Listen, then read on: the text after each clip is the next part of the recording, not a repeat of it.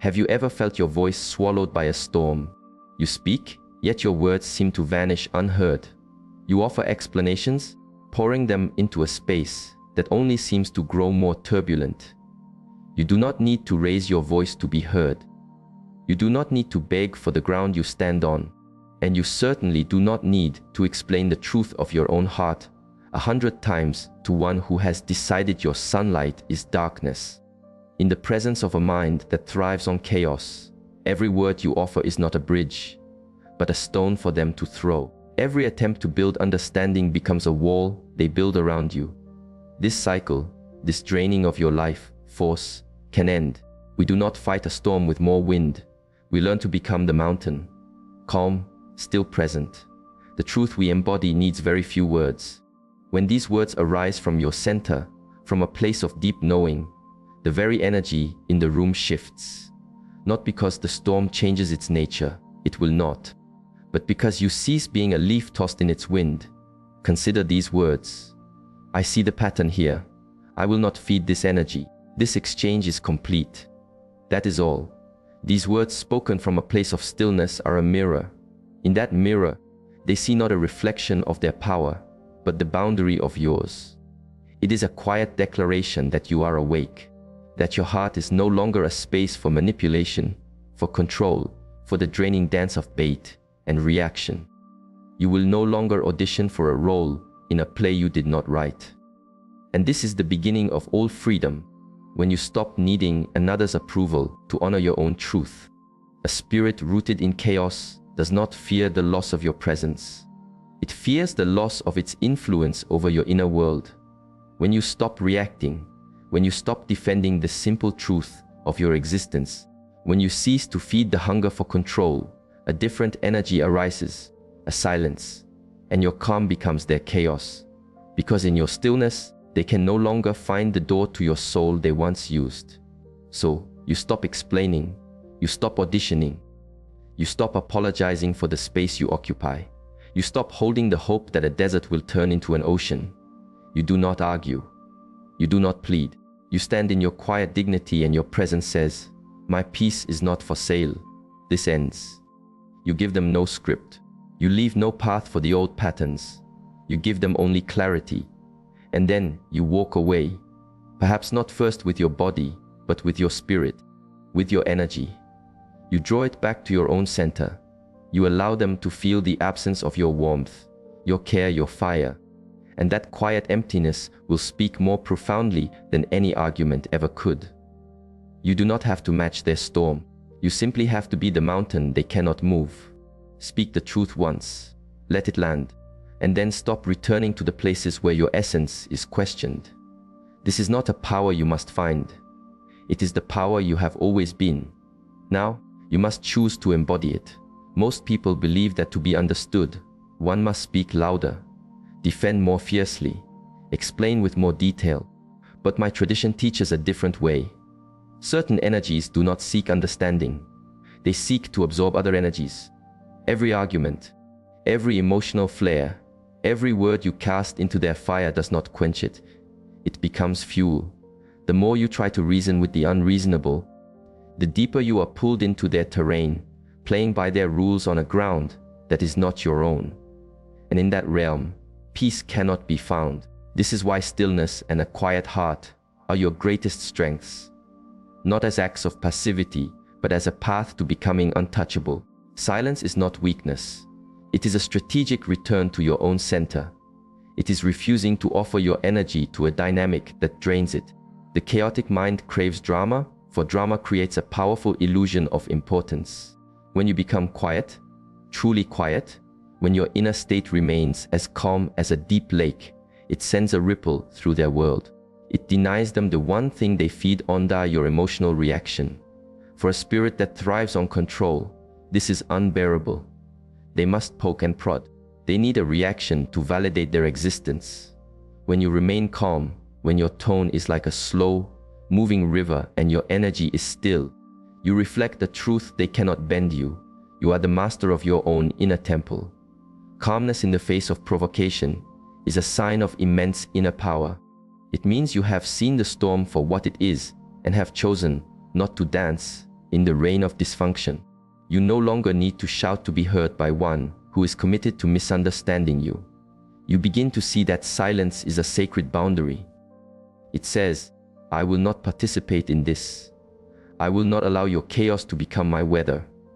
That message resonates in a space far deeper than words. This is not about ignoring reality.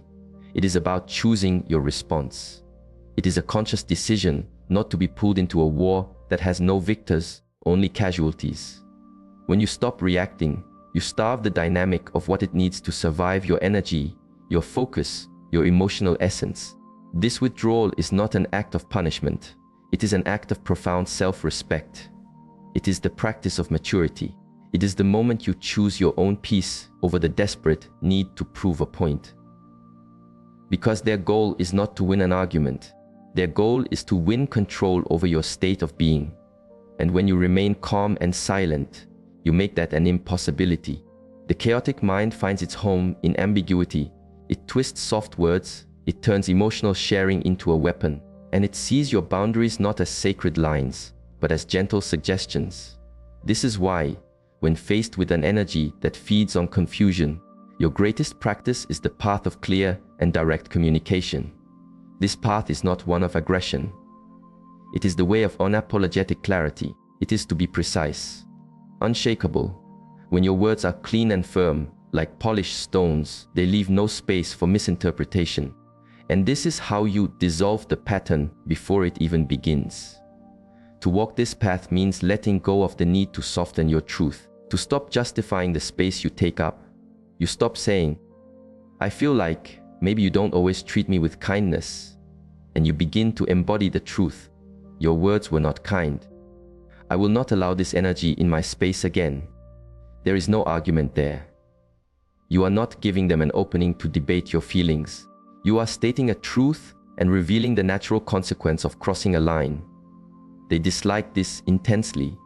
They search for loopholes, for emotional gray areas. They want your words to be a mist they can shape, but clear, direct language denies them this. When you say, I am not available for this pattern, or this conversation does not feel aligned with respect, and so I am completing it now, you are not asking for their permission. You are drawing a line from your own center, showing them that the old dance is over. That kind of clear energy asks them to meet you on higher ground, or you simply walk away. And when your spirit is calm, but your words are clear, it is like breaking a spell they have relied on for years. You are no longer someone they can confuse or bait into an emotional storm. This practice also changes you from within. Speaking your truth directly rewires your connection to your own source. You stop shrinking. You stop apologizing for your own existence. You begin to trust your inner knowing and honor its voice without diluting it for the comfort of others. This inner alignment creates an outer fortress. You speak what you mean what you speak, and you act in accordance with your truth.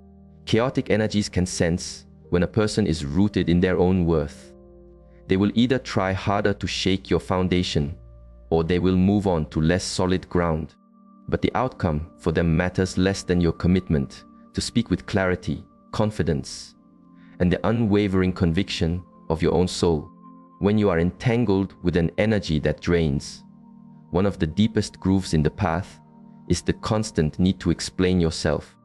You believe that with the right words, with enough context, with a perfectly crafted defense, they will finally see your heart. But my tradition teaches that they are not seeking to see you. They are seeking to control the story. Your explanations become their raw materials, their clay, which they use to twist your words, to find flaws in your reasoning, to reflect the responsibility back onto you. The moment you stop explaining is the moment you stop handing them the keys to your inner world. You are not on trial. You owe no one a detailed map of your feelings, your choices, or your boundaries. When you say no, the no is complete in itself. When you state that something is not acceptable, that is enough. You do not need to convince them. You do not need them to agree with your truth for it to be true. Seeking validation from a source that benefits from yourself, doubt is a path to suffering. They want you to keep explaining, because it keeps you unsettled, and it keeps them in a position of power. Defending yourself to a mind that has already cast you as the villain is like shouting into a canyon. They are not listening with an open heart. They are listening for an opening, a weakness, a way to spin your reality until you yourself are dizzy. They desire your self-doubt because it allows them to occupy a space of authority.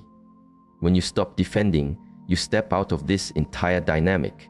You become untouchable, not because you have won the argument, but because you have decided your own inner truth is sufficient, with or without their consent. They withhold validation as a tool. It is how they keep you seeking, how they maintain control. The more you look to them for acknowledgement, the more power you give them over your own sense of self. This cycle keeps you bound, small, dependent on the very source that causes the wound. When you choose to validate yourself, to trust your truth without needing their signature of approval, you take back your energy in the most profound way. You do not need to be understood by one who refuses to see you. You do not need to justify your pain to the one who causes it. You do not need to defend your boundaries to the one who walks across them. You simply stop playing the game, and in that quiet refusal, you reclaim your peace and your dignity. Boundaries are not requests. They are statements of truth about where your energy begins and ends. And when you create them in the presence of a chaotic spirit, you must understand this one simple truth: there is no room for guilt. They will test your limits. They will press on your edges. They will use your own heart against you to make you question the lines you draw in the sand. They will try to make you feel selfish, cold, or unloving for simply protecting your own sacred ground. This is the tactic. If they can make you feel guilt, they can make you compromise. And once you compromise your truth, the boundary dissolves into mist. You cannot negotiate your peace with one who benefits from your inner conflict. When you set a boundary and feel the pull of guilt, I invite you to pause, breathe, and ask your heart, who am I trying to comfort? Myself, or the one who continues to disturb my peace? Boundaries are not about controlling another. They are about honoring the temple of your own being, your own space, your own spirit. If another is disturbed by your boundary, it does not mean your boundary is wrong. It means it is working. A mind that thrives on control will always frame your boundary as a betrayal. It will call you dramatic, sensitive, or cold. It will use your compassion, your goodness, and your peaceful nature as leverage to make you doubt yourself. But listen to this simple wisdom. If you are protecting your peace, your time, or your spirit, you are not causing harm. You are practicing self-honor, and that is never something to apologize for. Boundaries without guilt are the signal that the old world is gone. You are no longer emotionally available for the games. You no longer soften your truth to avoid a storm. You are not bending so they can remain comfortable while you remain broken. When you say no, it means no. When you say stop, it means stop. You are not being unkind. You are being clear. And clarity is a light that those who live in shadows cannot bear. Guilt is the chain that binds people to these toxic cycles. You set a boundary. They push, you feel a pang of guilt, and you are right back where you started. Disrespected and drained. But when you remove guilt from this equation, you set yourself free. You realize your boundary does not need to be understood to be respected. It does not require permission. It only requires you to stand behind it, unwavering, with the deep knowing that protecting your peace will always upset those who benefited from your lack of it. The chaotic spirit does not fear your anger. It does not fear your tears or your pleading. In fact, these things are a kind of food. They confirm that it still has influence, that it still has access to your inner state. What this energy truly fears is your detachment, your complete emotional unhooking, your calm withdrawal, your quiet refusal to engage with the chaos it creates. Detachment is the moment you stop reacting, stop defending, and stop seeking approval. It is when they realize they can no longer pull a string and make you dance. They can no longer use guilt or charm to manipulate your heart. To a mind built on control, Your detachment is not just distance, it is a profound loss of power. It shatters the illusion that they are the source of your feelings. As long as you are reacting, they feel a sense of purpose. The moment you go still, they lose their energy source. Your silence becomes more powerful than any confrontation. Your calmness becomes a mirror they cannot break, for it reflects a simple truth. You have stepped outside the drama and reclaimed yourself. They can no longer write your lines or bait you into their emotional theater. You have seen the pattern, you have named it within yourself, and now you are done playing the role they assigned to you. Detachment is not coldness, it is clarity. It means you have arrived at a place where your own peace matters more than their validation. You are no longer hoping for them to change. You are no longer waiting for an apology that may never come. You see the landscape for what it is, and you simply withdraw your emotional investment from it. This is not indifference. It is wisdom. It is maturity.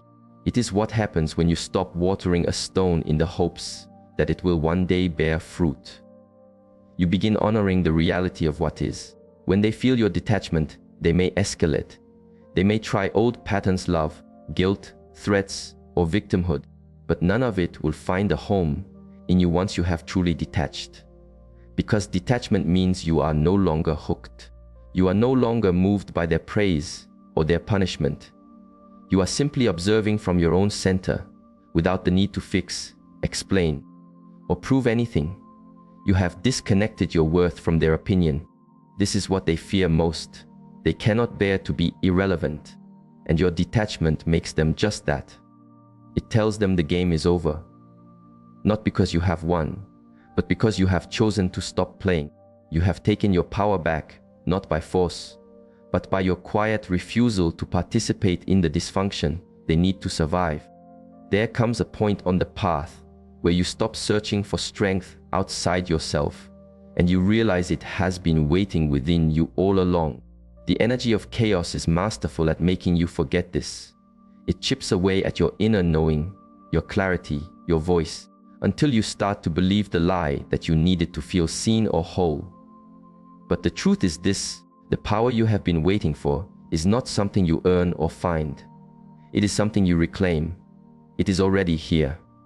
It is in your capacity to say no. It is in your willingness to walk away. It is in your choice to stop explaining and start being. Every time you tolerated what was intolerable, every time you stayed silent to keep a false peace, every time you gave another chance after the truth was shown to you, you were not weak. You were simply disconnected from your source. And the moment you choose to reconnect, everything changes. Not because they change, but because you no longer need them to. You no longer need their permission to trust your own gut. You no longer need their validation to know your own worth. You no longer need their apology to begin your own healing. You already hold the power to break the cycle, the power to turn away, the power to say, "This is not aligned with me," the power to protect your inner peace, even if it makes another uncomfortable, the power to walk away and never look back. You do not need to wait until you feel confident. Power is not born from confidence. It is born from a decision, the choice to honor your truth, even if your hands shake as you do it, even if your voice trembles, even when they call you the villain for finally choosing yourself. They will try to convince you that you are too sensitive, too needy, too much. But what they truly fear is you realizing that you are already enough, that you do not need to shrink or perform to be worthy of peace. When you reclaim this knowing, when you stand fully in your own center, they lose their hold. Not because you fought harder, but because you finally stopped giving them the authority to define your reality. The shift happens when you stop asking, "Will they change?" and start asking, "Why am I still giving my life force to an energy that will not honor it?" That is the moment your power returns. Not with a loud bang, but with the quiet dawn of certainty that you, and you alone, hold the key to your own freedom.